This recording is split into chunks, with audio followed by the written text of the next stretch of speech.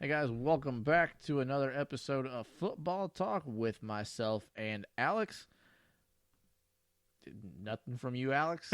Sorry, I was trying to pull up the NFL scores real quick. You know I got that. Oh, yeah, but I like looking at them. All right.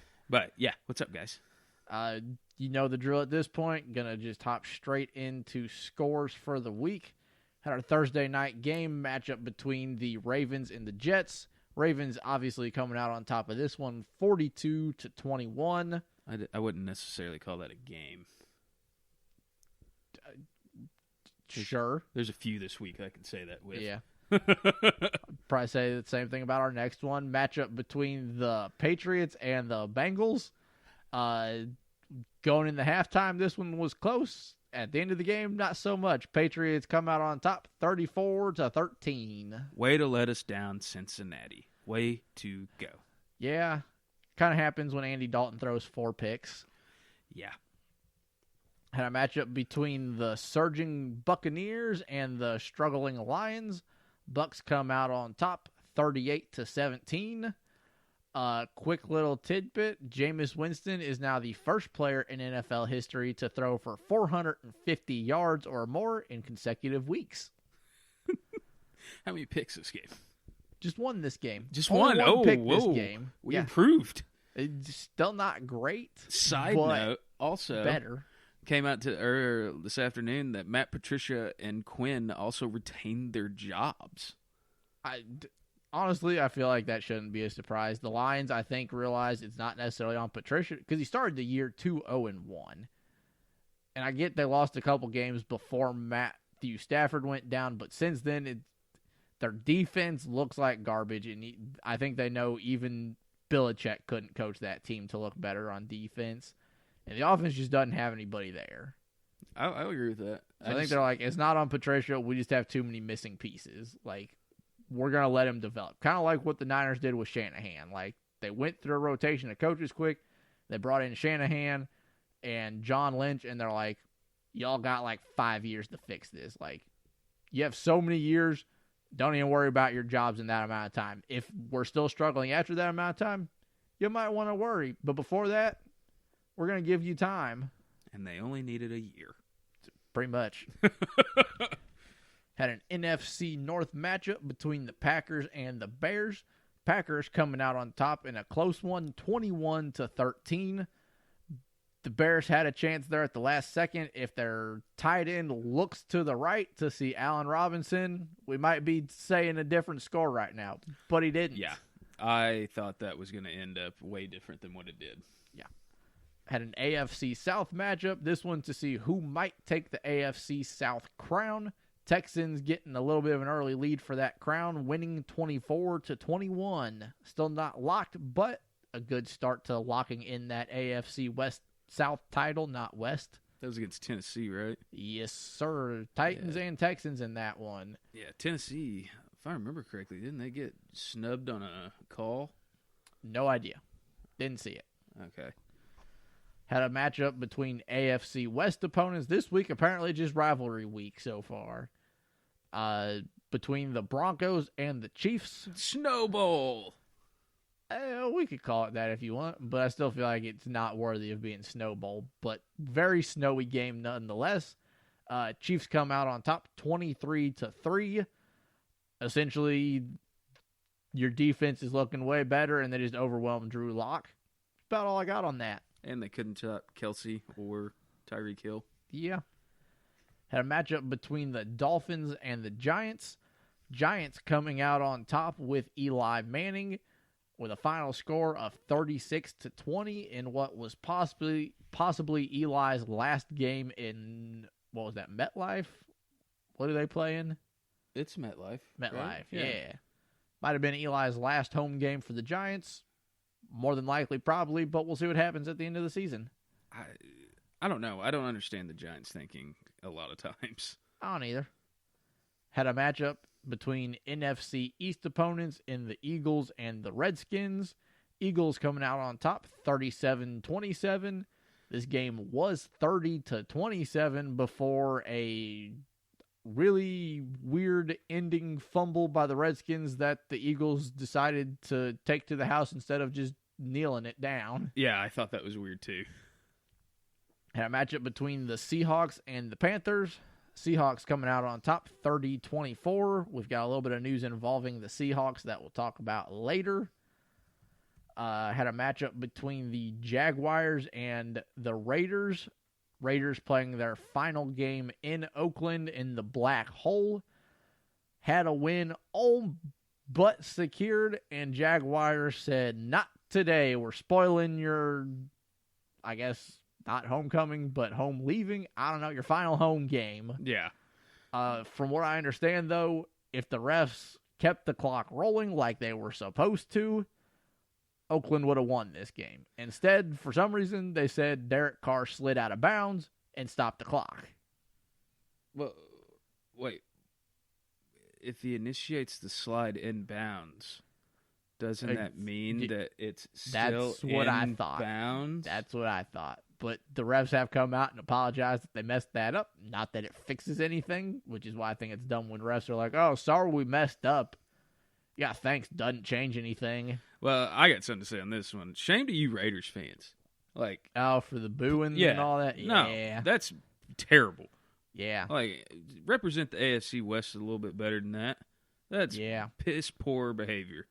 There's a reason it's called the Black Hole. Because, never mind. I'll just keep that comment in. Had a matchup between the last two number one overall picks and the last two Heisman winners, both out of Oklahoma. That's right. We had a matchup between Kyler Murray and Baker Mayfield, so Browns versus Cardinals. Cardinals coming out on top 38-24. Pretty solid game for the Cardinals there. Yeah. Had a matchup. Who do you think think's better out of those two? Taking their careers as of right now as a whole, looking at it, who would you put above one or the other? Right now, between Baker and Kyler? Yeah. Honestly, I'd put them on even playing fields. Okay, I think they're about even at this point. That's what I thought too, but I've had people put Kyler ahead of Baker. I've had people put Baker ahead of Kyler. I'm just like, I think they're the same. I could see putting Kyler higher because he has less to work with as far as receiving core. See, the only argument I have is that he's looked better for this season than when Baker came in mid-season last year. Yeah, I don't know. I'd put him on an even playing field, though. Had a matchup between the Vikings and the Chargers.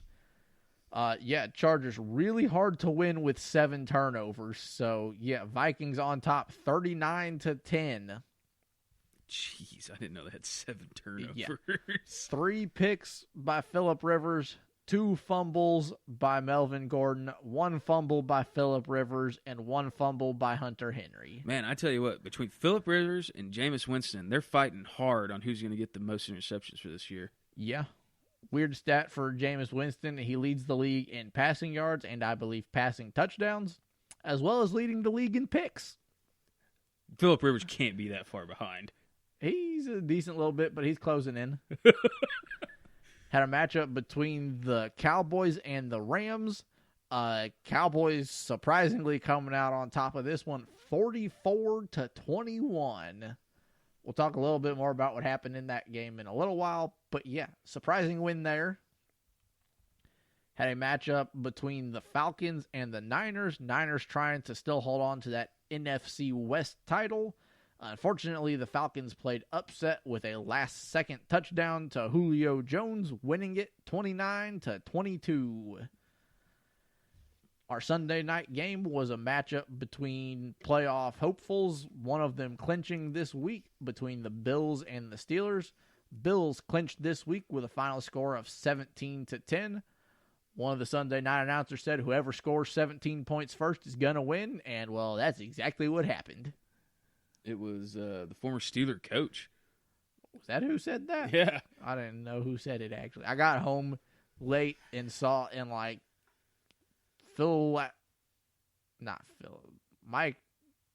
Al Michaels or Chris Collinsworth, one of them was like, so-and-so said before the game, whoever scored 17 points first was going to win.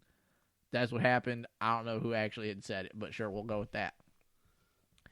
And then our Monday night matchup was between the ever-hot Drew Brees and the Colts. So Saints-Colts, Saints coming out on top, 34-7. Would have been a blowout if not for a last-second garbage time touchdown by the Colts. And we'll talk about some history that was made in that game in a little while as well. Some notable injuries from this week. Probably the biggest one coming from the Tampa Bay Buccaneers. Wide receiver Chris Goodwin suffered a hamstring injury. And after the game, head coach Bruce Arians said, "It doesn't look good." That's not what you want to hear. No. But if it's a hamstring, what the heck did he do? He could have straight up tore it. Tearing a I've never heard of a torn hamstring. I don't know. Could have done a lot of things to a hamstring. I don't know. Seahawks lost Bobby Wagner during the game to a sprained ankle, but from what I understand, Bobby Wagner came back and was like, "Yo, I think I'll be fine next week." They also lost cornerback Quandre Diggs to an ankle injury as well. Haven't heard anything more from him. Big one for the Chiefs this week. Defensive end Alex Okafor was put on IR after tearing his pec. That's now the third player this year to tear a pectoral muscle. Yep. Which is kind of weird. Let's see here. Not really seeing any other big ones. The Dolphins lost linebacker Raquan McMillan to a hamstring. I don't think that was a huge one. Probably the biggest one for the Patriots was losing center Shaq Mason. So that one's probably going to hurt their line. They lost cornerback Jonathan Jones to a groin injury, but I don't know how integral he was to the team.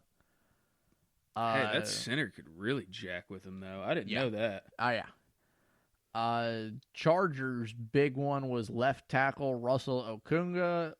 Injured his groin during the game. Probably didn't help the 4 fumbles and 3 picks, losing Russell Okunga, considering he's a phenomenal lineman. Vikings running back Dalvin Cook re-injured his shoulder in the third quarter. The only video I saw, it didn't look good. They barely moved his arm, and he was pretty much in pain. So I don't know what happened. Could have broke his collarbone.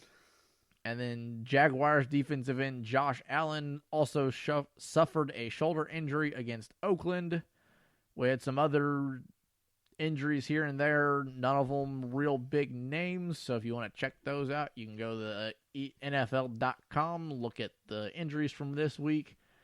Unfortunately, the one I look at doesn't include Thursday or Monday night injuries. I don't know that we had any between the Colts and the Saints, or at least not any really big ones. Not any like big ones.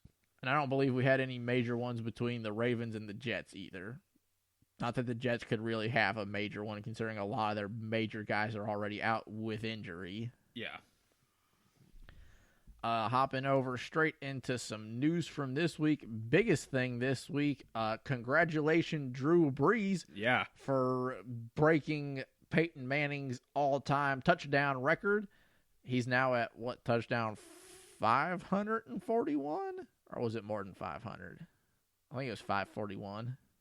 I know I thought it was 548. Nope. It was 540 for the record. He broke it at 540, threw another one, so he's now at 541. So, and to those of you saying Tom Brady's the GOAT, listen to these stats and tell me Drew Brees isn't the GOAT. He is the all-time leader in passing yards, the all-time leader in passing touchdowns, the all-time leader in passing completion percentage. How is this man not the GOAT? He's only won 1 Super Bowl, though. That's not his fault. He can only do so much. He's one man. I know. I'm literally giving you the argument that Patriot fans are going to give you. I know. But, yeah. But either way, congratulations, Drew Brees. This is now the second time he's broken one of Peyton Manning's passing records on a Monday night. Oh, that is true. I didn't think about that. The passing yards last year was on a Monday night. Going into this game, people were like, well, do you think he's going to get 3 to break the record? He needed 2 to tie it, 3 to break it. Most people were saying he's going to break it. Almost broke it before halftime. Oh, there was had no a touchdown, doubt. Get called back for offensive pass interference. I still think it was an iffy call, but the refs made their call, so it didn't stand. First drive of the second half breaks the record. Taysom Hill, right? No, that one wasn't Josh Hill? I don't think it was a Josh Hill. I don't remember who. Somebody Hill. I think he's one of their like blocking tight ends mostly. And then 541 to put another one above Manning was Taysom Hill. Okay. I couldn't remember. I knew one was I knew the one that broke it was Hill. I just didn't know who it was. Also, congratulations, Adrian Peterson. He's now 5th all-time in rushing yards and 4th all-time in rushing touchdowns. So, good job, AP. Good job, man. I understand you wanting to come for Emmitt's record. It ain't going to happen. You ain't got that much left in the tank, dude. Unless you're like Frank.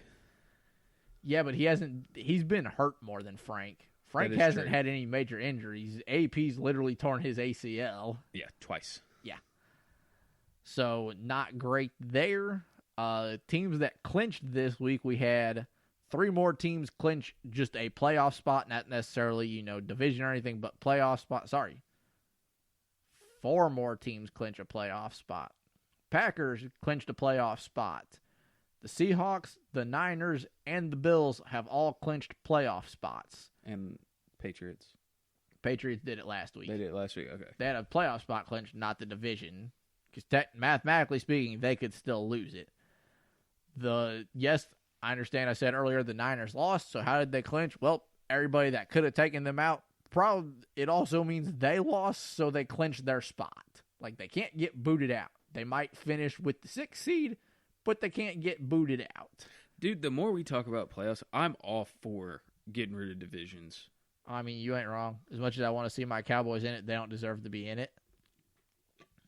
I don't know that we had any other, other crazy stat for the week. Drew Lock is the first rookie, I guess this was from last week, but he was the first rookie in NFL history to throw for at least 300 yards and 3 touchdowns in his first road start. Unfortunately, for Broncos fans, he didn't do it in his second road start. No, he did not. Eli Manning is now 7th all-time on passing touchdowns at 364. Only another, almost 200 to go to catch up to your brother there, Eli. So, good luck on that. Good. Daniel Hunter became the youngest player to reach 50-plus career sacks. Good job, Daniel Hunter. Well, in other player news, we also have Janoris Jenkins got released. Getting to that stuff, we got, I think, one more other big stat thing for the week is Alvin Kamara is now the 4th player ever to reach 2,000 rushing yards and 2,000 receiving yards in his first 3 NFL seasons. So good job, Kamara. Yeah, that's a lot of yards. That's 4,000 yards in 3 years. Jeez. And he's not even done with his 3rd year yet. Weird, crazy stat, not necessarily like accomplishment thing, but the Ravens have 12 players going to the Pro Bowl. Yeah. Assuming they don't go to the Super Bowl. If they go to the Super Bowl, obviously these dudes ain't going to the Pro Bowl. But, we just have to assume any team isn't going because that's what the current Pro Bowl roster is made of. So, I guess good job, Baltimore, on that accomplishment, because holy cow. Yes, in other kinds of news, Janoris Jenkins is now a former cornerback for the New York Giants, got released after essentially getting into a Twitter fight with a fan and calling him the R word. If you don't know what the R word is retarded or retard or anything of the form. Essentially was calling the fan stupid, but used language that the team didn't like. So they dropped him, and I believe the Saints picked him up off of waiver wires. I don't know if it was waivers. Was it not waivers even? Either way, he's not with I don't the think Saints, it was waivers because they waiver wired Suggs. Yeah, and didn't get him. Yeah, because the Chiefs got him. The Chiefs were ahead in the pecking order. Well, it wouldn't for Suggs? They were ahead. if no one else put a claim in for Jenkins on the waiver before New Orleans, they could have gotten him on the waiver. I don't know. It could have been waiver. It could have not been. I didn't specifically see waiver. I don't know if it was waiver or not. Either way, Janoris Jenkins now with the Saints. As Alex brought up, Arizona Cardinals dropped Terrell Suggs. Chiefs ended up claiming him off of the waiver wire. Came at the right time, losing Alex Okafor to the pec injury. Yeah. So, really good pickup there for the Chiefs. A little worried that he wouldn't report, though, until today. Before anything happened with the waiver wire, Suggs come out, said, don't pick me up off a waiver. The only team I'll play for is the Ravens. The Chiefs said, you know it, screw it. Like, even if you decide not to play for us, at least you can't go to Baltimore. Yeah. They decided to put the claim in, got him. He has said he'll report to the team, which to me basically means when he said he'd only go to the Ravens, it sounded essentially like he was telling any team not making playoffs, don't even try to pick me up because I won't play for you. I'm only going to a legit contender, which basically could have been anybody but the Cowboys currently in a playoff spot. I love my Cowboys, but let's be real. We aren't winning the Super Bowl. Dude, you say that, but you play some weird teams good. The only team we've beat with a winning record was the Rams. And in our 7 wins, 4 of those are in the division. We've only won 3 games out of our division. It happens. And we're going to finish with only 3 wins out of our division because our last 2 games are in the division. Dude, that Eagles game's important. It is. But if we win out, even if we finish 9-7, that means 6 of our 9 wins were division wins. That's not good. No, it's not. And you'll end up playing. We would end up playing with the 6th seed. So whoever ends up being that, the Vikings at this point, right now? it would be, I believe, yes, at this point it is the Vikings. It'll either be the Vikings. There's a couple that technically, I guess, could be right now. The most likely is the Vikings are most likely.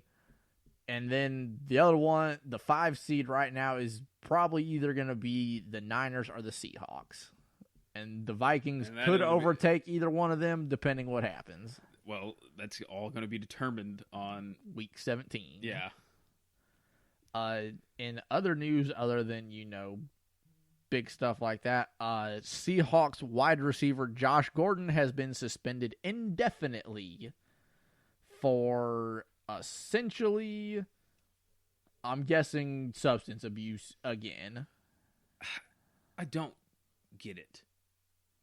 I don't really either. I've been rooting for Josh Gordon. I was like, yes, I hope he's clean. I want to see him do well because I think he deserves to. And for some reason, he keeps screwing it up. Well, here's my issue. He was clean in Cleveland, in Cleveland, he was clean. Yep. He was for a little bit. Clean in freaking New England. Nope. He got suspended last year in New England. Was it for substance abuse? I don't know, but I know he got suspended last year with New England. I didn't think it was substance abuse. It might not have been substance abuse, but it was something. I thought it was like not making a team. That might have been it, honestly. But either way, I'm going to assume he was clean because it wasn't substance abuse. You sent him to Seattle. What's the state of Washington known for? I'm guessing weed with your comment on that? Yes. So he was set up for failure from the get-go, and it comes on the curtails of the Major League Baseball coming out and saying that they're taking marijuana off of the substance abuse policy for their league. Yeah. So it perturbs me that they haven't said that it was specifically for substance abuse, but it was for violating the league's policy on performance-enhancing drugs / substance abuse. So based on his past, you just assume. No offense, he doesn't look like he's abuse. been roiding up or anything. Well, it doesn't necessarily have to be roids to be a ped. Okay, ped. He doesn't look like he's. I don't think he's. Josh Gordon doesn't need peds. Let's be real. The dude, when he was still in Cleveland early, was a monster, and honestly, I think he still could be. That's why I'm guessing it was Not probably anymore, substance abuse. because no one's going to take a chance on him now. I mean, yeah. I don't know. It sucks. I was rooting for you, Josh Gordon. At this point, I think stay away from football and get clean. Let's just, I mean, I'm not trying to say weed is a bad thing, but, you know, if it's controlling his life, then it's a bad thing. Yeah. I don't know. I hope he gets better. Otherwise, I don't really know what to do with him. Well, it just sucks that it felt like they were setting him up for failure. Yeah, it wasn't great. But we do have all of our Pro Bowlers announced. If you want, we can go through that, or should we just be like, they're announced, go check your team out? Do that, because that's a lot of names. Yeah, there's a lot of them. Yeah, and essentially, go check out your players. Honestly, some teams you just know you probably don't have anybody there. Is there a name that sticks out that you're surprised about? Dude, I haven't looked at all of them. Let's be real here. There's one I'm surprised about that it's on Baltimore. Which one? Peters. But he's been killing it since he got to Baltimore. He has been killing it since he got to Baltimore, but like if we're looking at an overall season, dude, again, Pro Bowl ain't just how you do is fan voted. I know. I'm just That's saying. all the Pro Bowl is oh, here's fan votes. Oh, and apparently when I mentioned to you earlier, Mecole Hardman made the Pro Bowl. It wasn't as a receiver. It's as a special teams player, which is real surprising because he hasn't done much with special teams. Like I get he goes back for the returns. Hadn't done much with them. I think he's had like 2 good returns. Yeah. Either way, he made it as one of the AFC punt returners / kick returners. Either way, yeah. Chiefs, you had 6 of them. Cowboys, we had 4, and you could probably guess which 4 they were if you're a Cowboys fan because, well, 3 of them have pretty much gone every year they've played. Actually, all 4 of them have pretty much gone every year they've played. Jason wouldn't make it? Nope. That's kind of surprising. To an extent, but not really at the same time. Especially if you look at the other tight ends that beat him out. He wasn't going to beat them out. Each side gets 2 tight ends. He wasn't going to beat out George Kittle. Not even close. No. The other NFC tight end is Zach Ertz. Let's be real here. Dude, Witten who's wasn't the beating AFC? either. Kelsey and who? Kelsey and Mark Andrews for Baltimore. Okay. Because I knew it had to be someone from Baltimore, but Baltimore has 3 tight ends. Yeah, it's Mark Andrews. Okay. Yeah. Most teams didn't have... Didn't you say Humphrey made it? Marlon Humphrey? Yeah, he's a defensive dude, I'm pretty sure. Okay, there's a Humphrey that's a tight end, too. Yeah, I'm pretty sure the one I said is a defensive guy, but I could be wrong. But I don't actually know either, because there's a lot of things I don't know. It's all right. It's not that important. Yeah, go check out the Pro Bowlers. I know at one point, actually I can look it up right now. Lamar Jackson, I'm pretty sure, ended up with the most votes.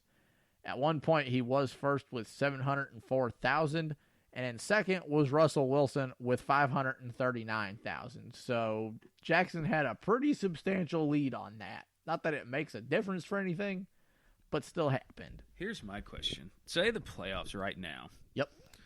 If we make it to, like, I'm going to use the AFC because this is an example. Do you think if the AFC Championship game is the Ravens and the Chiefs, do you think that game would be bigger or on par to the Super Bowl that precedes it? I think it depends who the NFC matchup is between as well. Honestly, I think the NFC-AFC championship games will be better than the Super Bowl. I think both of those championship games, depending who's in them, the NFC one I think will be no matter what. AFC one depends on who makes it. See, I don't know if it's an NFC game that's like Niners Seahawks, which would be the 3rd time they saw each other. I don't think it'd be. You know how good a game that would be? I'm not saying it could be a good game. I'm saying, like, which one would be more exciting, do you think? I'd still be pretty excited about seeing them play a 3rd time because it's like, ooh, who takes it the 3rd time? Is 3rd time the charm for the Niners, or do the Seahawks take maybe number 2 then, or 3 straight? Who Very knows? true. The AFC, it really just depends who it's between. I think the most exciting would be the Ravens and Chiefs, for sure. Yeah, out of that group, yes. But, Patriots aren't going to be able to keep up with them. No.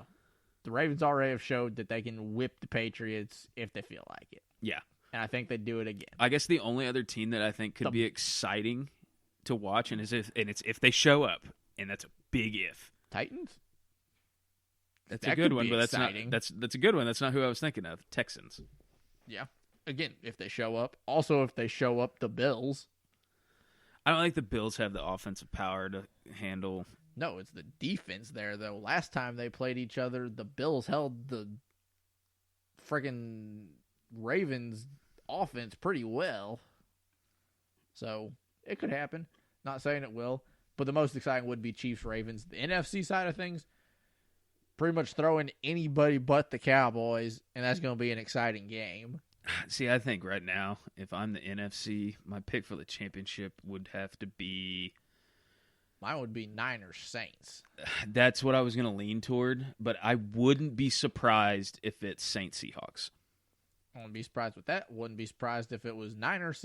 Honestly, I wouldn't be surprised anything matchup-wise but Cowboys. See, I just don't think Green Bay's there yet. I don't think so either. They might surprise us some. They've had some good wins. They've had some bad losses. Yeah. Same like with they the should have Vikings. they should have been beaten by the Cowboys if they were able to put up the Packers this year. I don't think we did. Yeah, you did. When did we play them? You came back from like 20 down or 21 down. You played like garbage. I must have forgot about it. You played like complete garbage, and then the fourth quarter, you got to like almost the red zone, and Dak threw a pick. That doesn't surprise me. Yeah, and you lost that. And then the Packers almost lost to a Chiefs backup quarterback. Let's be real here. Matt Moore was playing awesome. He was. I'm not taking anything away from Matt Moore. I'm just saying it's the Packers who came in at 9-2. Yeah, but I mean, again, they're playing solid football. I could see it going either way. It depends which Packers team shows up. Yeah, I'm just saying. Out of Same the with the NFC, Vikings. I don't think it's going to be between the Packers and the Cowboys for sure. You think the Vikings have a better chance than the Packers? No, not if Dalvin Cook goes out. Oh, I guess we'll have to see Depending on how long he's out, for. I don't think so. So Who's the other wild card? Seahawks. Never mind. Either the Seahawks or the Niners. It depends who takes that division. I feel like I'm leaving a team out. Green Bay. Nope. Because let's go about it. Cowboys. You've got the Saints already locked up their division. Green Bay's leading their division. The one with the Seahawks and the Niners is back and forth. No one knows who's going to win that division. The Cowboys are leading their division 7-7 currently, and we'll find out if your facial expressions. If we win this week, we clinch the division, which means the Eagles are out because the only reason they're in the hunt is for possibly taking the division. And then your wild cards are, again, either the Niners or the Seahawks, and then the Vikings. And that's all 6. Yeah, I guess you're right. For some reason, I thought there was another team in there. We have a possibility of 5 of the 6 NFC teams that make playoffs finishing with 12 wins in a season. Which is why I think the NFC is probably going to win the Super Bowl, because the teams in the NFC that are good are really stinking good. I'll give you that, but the top 3 in the AFC,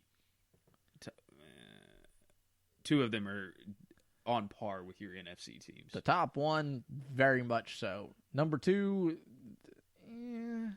we'll have to see what happens. It depends which version decides to show up. Yeah. The third one, I don't really know who you're putting at 3, but... Chiefs, because they're at 3. Who are you putting at 2? Patriots, because they're technically 2 right now. No, I don't care where they're at. They're not 2.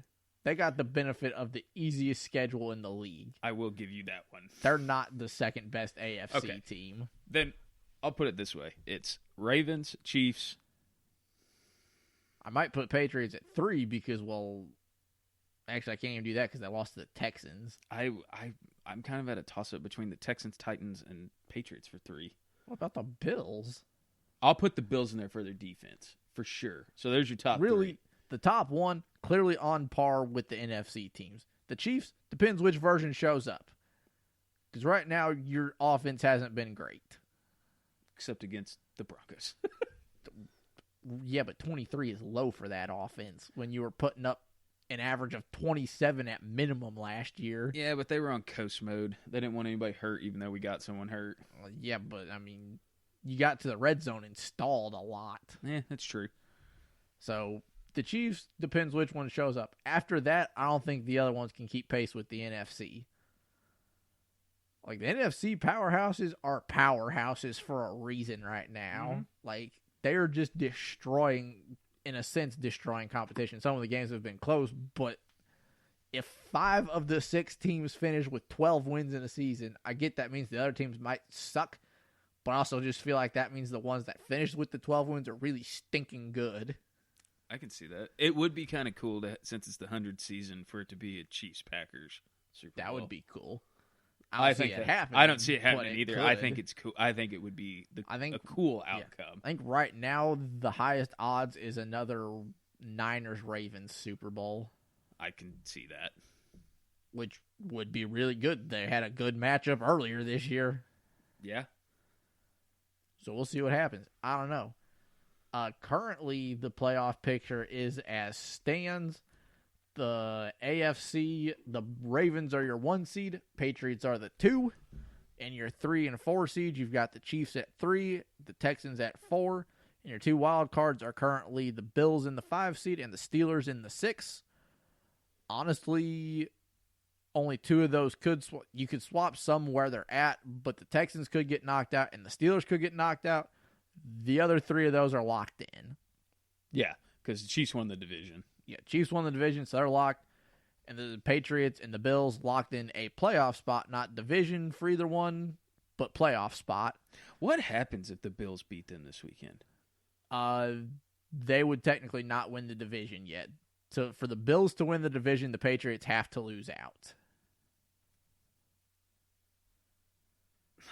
I hate that. However, by the Bills winning, that means the Chiefs take the 2 seed, as long as they don't lose. Yeah, and it's against No. Oakland. This last game's Chargers. Yeah, I think this week is the Bears, if I'm not mistaken. You're right, 22nd. Yep. Either way. And the Ravens have won their division. So only the Texans and the Steelers could be knocked out. In the NFC side of things, the Seahawks are the 1 seed with the Packers at the 2. Not quite sure how the Packers are the 2 seed when they're tied with the Saints. But whatever. Saints are because you can't have a tie for. I know, seeding. but I don't know how they put them higher than the Saints. I guess strength of schedule, maybe. Did they play each other? I don't think so. No, because the Saints have lost to the Rams in a game that should have never been. They got screwed again, essentially. Yeah, I remember. They lost all momentum. The Niners and the Falcons. That's it. Right. That's right. So they haven't played the Packers. Unless they beat the Packers, but that'd put them ahead of the Packers. Yeah, that would be the. I'm not quite sure how they're the 3 seed. Yeah. Maybe strength. I don't know. I'd have to look Even into though, it look more. at the strength of schedule. They played the 49ers. Yeah, but how many tough teams have they played? Just because you had a couple tough ones doesn't mean you had as many tough ones. The Packers have played. The Packers have played the Vikings, the Chiefs, the Cowboys, the Bears. Because The they were still in the hunt at one point. The Vikings are coming up again this week. I guess it would have to be strength of schedule. That's what I'm guessing, but I don't actually know. But yeah, Saints 3 seed, Cowboys somehow at the 4 seed because, well, if you win your division, you can't be lower than the 4 seed. You may not make it. Like, the Eagles look good. I know. The 5 seed is the Niners, and the 6 is the Vikings. This side, also, only 2 of them could get knocked out, which would be the Cowboys and the Vikings. Realistically, I don't think the Vikings will get knocked out. Who picks up that slot then if the Vikings get knocked out? Is it the Bears? No, I don't think it's the Bears. No, the Bears are too far behind. Okay, then I who believe is? The Vikings have a 2-game lead over them. I don't know. I'd have to look at it again. I'm trying to think in my head. I don't really know. But the only way the 4 seed changes is if the Eagles take the division over the Cowboys. That's the only way that one changes. Who is that? The other 4 wild card? seed isn't passing up the Saints no matter what happens, or whoever falls to the 3 seed. So the 4 seed is either going to be the Cowboys or the Eagles. Is it the Bucks? No, Bucks are, I think, mathematically eliminated. Again, I'd have to look. Give me just a second to pull up standings. Yeah, because that could be interesting. It might be the Bears. I could be wrong about that. But again, essentially, I don't think the Vikings are going to lose it. They can't mathematically be locked in, but they're basically locked in. Let's see. NFC side of things. Actually, just overall standings. The Rams. There we go. The Rams could take it still. And that's it. Holy cow, so you're going to have it to where 3 teams from one division could possibly make the playoff? They could. It's happened before. It won't happen, though. You say that, but it's a really... The Rams aren't going to take it over the Vikings. All the Vikings have to do is win one more game, and they lock it. Well, one's against the Packers, so who's the other one against? Let me see real quick. Who do the Vikings play after that? After that, they play the Bears. Possibility. It's a possibility, but especially if Dalvin Cook isn't there. Yeah, but that means the Rams have to win out. And I'm pretty sure it's the 49ers. They do play the Niners at some point. And the Seahawks. So I guarantee. Nope. It's the Niners and the Cardinals. So if they even lose this week, they're out. Yeah, but and the NFC's decided at that point. Just saying, it's a possibility. It is, but it's not super likely. Kind of like it going into this week, it was a possibility that the Patriots didn't make playoffs. Was it going to happen? No. Before halftime, it could have. It could have, but it was super unlikely because for anything to work, they had to lose out. There were a couple other things that had to happen, but most importantly, they had to lose out, which means Belichick loses 4 straight, and Belichick don't lose 4 straight. Stupid Bengals. Why couldn't you just play better? Because they're the Bengals and they're 1-12. But yeah, that's our playoff picture. I don't really... Oh, I guess one other cool thing. If you haven't been paying attention, the NFL is going through their all-time team. Since it is the 100th year, they're like, well, let's put together the best team ever. We've missed a bunch of them, but the first wide receiver to make that team was announced, and I feel like the only reason they announced this person first was because he's an announcer for Sunday Night Football, and that was Randy Moss. Because let's be real here. We all know Jerry Rice is making that list. He wasn't number 1? Well, it's not based on order. It's just that was the first one announced. Okay. They're just like, here's the first one we're going to say made it. And I'm pretty sure the only reason they said Randy Moss was because he worked the Monday Night Football crew, and that's when they announced it. Yeah. Because out of some of the people on this list, I can guarantee about 3 of them probably make it. You already know Jerry Rice is on that list. There's no ifs, ands, or buts. The dude leads every statistical receiving category ever. Yeah, he and makes the guy that list. That's behind him is still in the league. So yeah, he's technically on this list. Only current player I've seen make any of these lists. I don't think Larry Fitzgerald Actually, I think makes he's 3. I think he's behind Chris Carter. Nope. Depends on what you're looking at. Receiving yards, he's only behind Jerry. Okay. Touchdowns, he's like 6th. I can see that, though.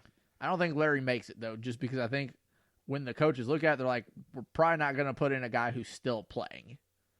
That makes it even more baller.